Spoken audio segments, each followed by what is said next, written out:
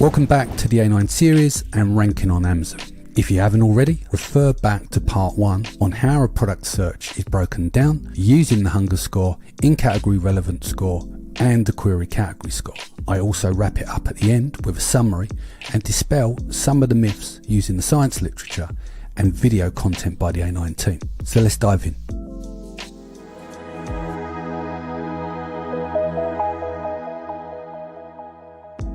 Ranking models are the backbone of an efficient product search experience. To train these models, customer actions such as purchases add to carts and clicks are used as labels. We're going to talk about positive and negative labels in the future, where I'll tie this into conversion milestones. So the search engine collects the training sets and regularly computes unique keywords for the specific marketplaces, categories and user features. We'll dispel some of the myths in this in the summary later. These keywords are then reissued in a respective context and feature values for all items in the match set that are collected. This ensures that the feature vector used is as close as possible to the original query made by the customer, resulting in accurate and relevant search results.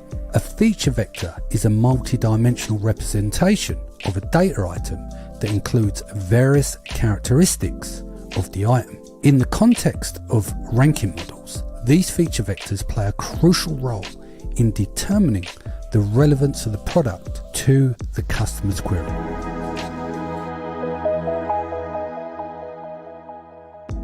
The challenge with ranking models and presenting relevant search results. Let me break it down. The biggest challenge is finding a way to show results from multiple categories in a meaningful way for a single search. Example, people searching for Game of Thrones might be wanting to find a book, a DVD or a board game related to this topic. Results are mixed together based on an educated guess about which category the person is most likely looking for. For popular search terms, the guess is based on what people have actually done in the past, which is behavioural search, after searching for that item. For less common search terms, it predicts the person's intent using a special type of language model. To make this prediction, it uses all the search terms that people have used in the past 90 days, resulting in clicks on products for a specific category. The affinity between the search term and the category is a measure of how likely it is that the search term would be found in that category.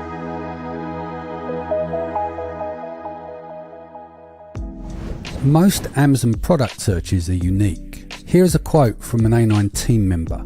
A large percentage of queries are only seen once or twice, and there are quite a few that have been seen a lot of times, which means most searches statistically are pretty useless to measure without conversions in set time windows.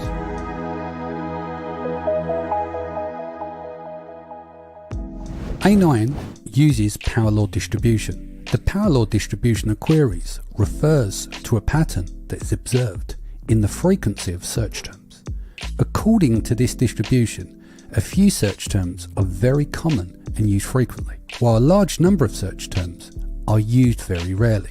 In terms of ranking algorithms, the power law distribution is important because how it affects how results are ranked. Since the most common search terms are used very frequently, the ranking algorithms have to take that into consideration when deciding how to sort the results. The algorithm will try to prioritize results for the most common search terms, as these are the terms that people are most likely to be searching for. This means that the ranking algorithms have to be designed in a way that takes into account the power law distribution in order to provide the most relevant results for the most common search terms.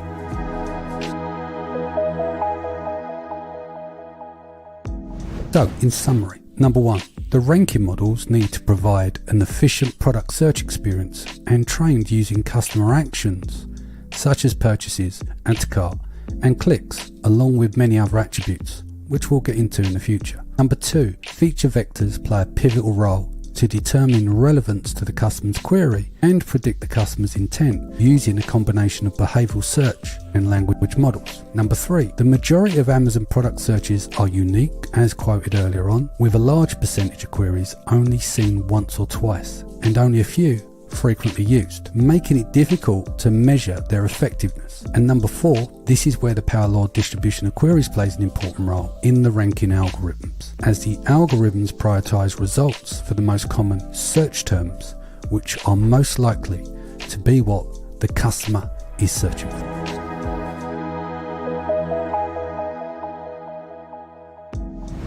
Here are some final thoughts as we wrap up this session. If you have products with lots of long tail keywords and as a cluster they have enough volume, you can win here, especially when it comes to the US market, allowing for other factors of course like competition, etc. With regards to ranking using PPC, you may have less of a battle at the top of search versus more competitive keywords and their respected cost per click. But you will face the same issues as A9 on long tail keywords as you have infrequent conversion windows, which is hard to optimize and reach statistical significance. Plus, you would need to deploy more ranking campaigns on PPC in theory, as you're making up the volume on longer tail keywords versus a handful of main keywords to manage. So you would need to weigh this up and hone in on your calculations with a cost-benefit analysis, and of course that includes your time.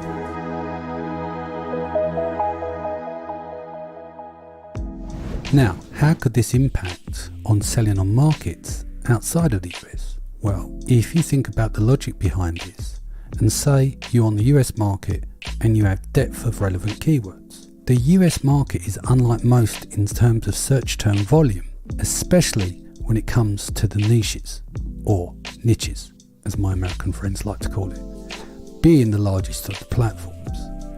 A lot of people get a rude awakening when they hit Europe, as it's a fraction of the US in most cases. Of course, there's going to be exceptions to the rule, but it doesn't make the rule. So whilst you have depth of market on the US on search terms with both enough volume and most importantly buyer's intent, that does not mean Italy and Spain will be significant enough. Whilst the UK and Germany, we may be having a different conversation, but in a lot of cases, say you have 20 search terms on US, then for Germany, the second largest market, you could be looking at cutting that in half, and again, half again for the UK. Everything has checks and balances. I hope you found this insightful. In the next episode, we'll cover the query ranking model. We'll look at training sets and how A9 pushing updates causes Amazon sellers sleepless nights.